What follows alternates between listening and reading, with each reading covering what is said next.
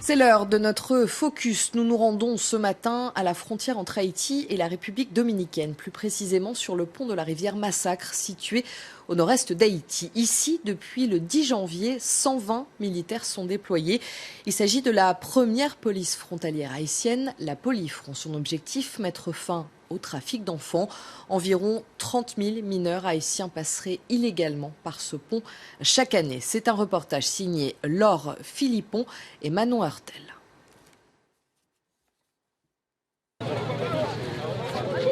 C'est un pont entre deux mondes qui domine la rivière Massacre.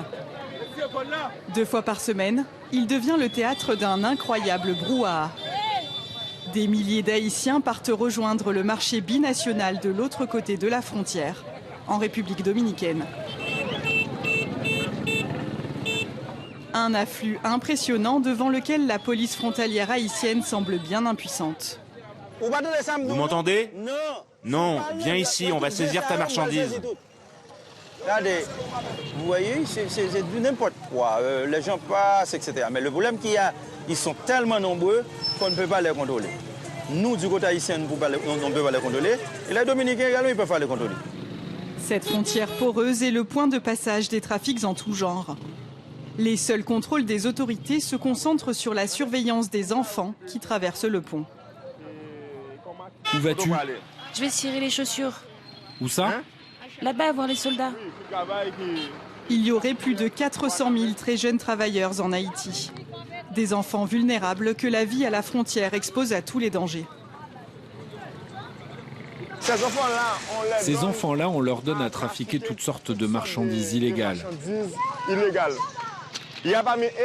Par exemple, on met de la drogue dans les boîtes de cireurs, des armes à feu. Ces enfants-là sont victimes parfois de coups de la part de leurs collègues, des gangs de toutes sortes. Pour protéger ses enfants, Félicien Rolbert doit repérer tout comportement suspect. Cet adolescent semble perdu au milieu de ces 3 hommes. Je suis pas avec cet enfant, je le connais pas. Viens avec moi, si tu ne veux pas, je vais te faire venir de force. Il les soupçonne d'être des passeurs. Quand on voit un enfant qui voyage avec quelqu'un qui n'est pas ses parents, il y a un risque de traite. Mes parents sont plus loin, ils m'ont dit de les attendre. Allez me chercher sa maman. Je veux la voir pour qu'elle me donne des explications.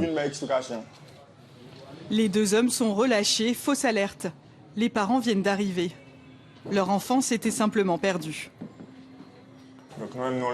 Je suis là pour vérifier pourquoi votre enfant se trouvait sur la frontière. Je dois surveiller qu'il n'y ait pas d'enfant qui soit emmené de force. Oui, je sais tout ce qu'il se passe à la frontière. J'ai entendu que l'on tue les enfants, qu'on prend leurs organes, qu'il y a du trafic.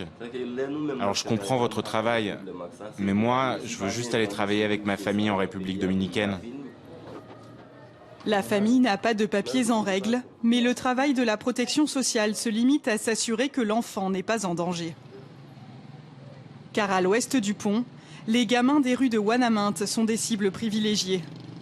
Certains d'entre eux sont volés à leur famille, parfois même vendus par leurs proches, à des trafiquants qui les emmènent de l'autre côté de la frontière, à Darabonne. Nous entrons en République dominicaine sans aucun contrôle. Ici, les petites filles sont les plus vulnérables. Dans le Barrio Sur, nous découvrons cette maison close.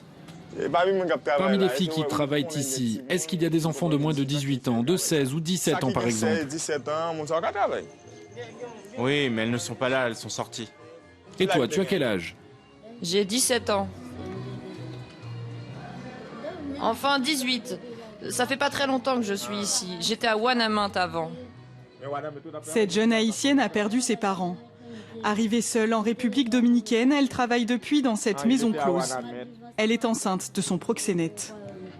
Il y a beaucoup de familles de moins de 18 ans qui sont ici.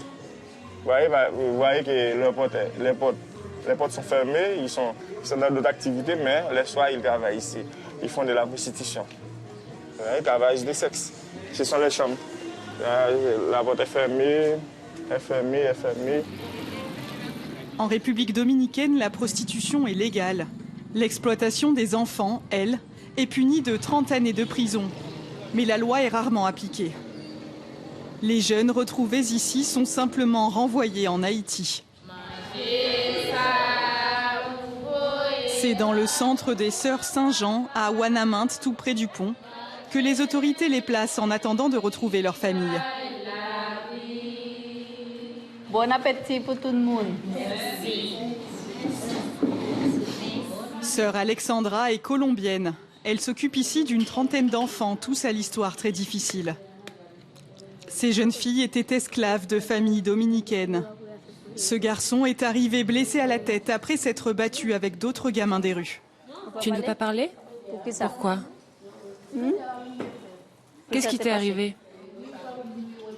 Des repas chauds, des espaces pour jouer, de vrais lits. Ici, les enfants retrouvent les conditions de vie décentes dont ils ont été privés. Ce lieu est une oasis pour les petits garçons et les petites filles au milieu de leur quotidien et de leur vie tellement difficile.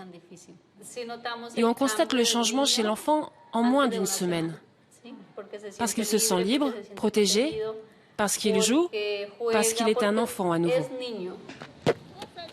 Depuis le séisme de janvier 2010, 4000 enfants haïtiens ont été retrouvés aux abords du pont de la rivière Massacre.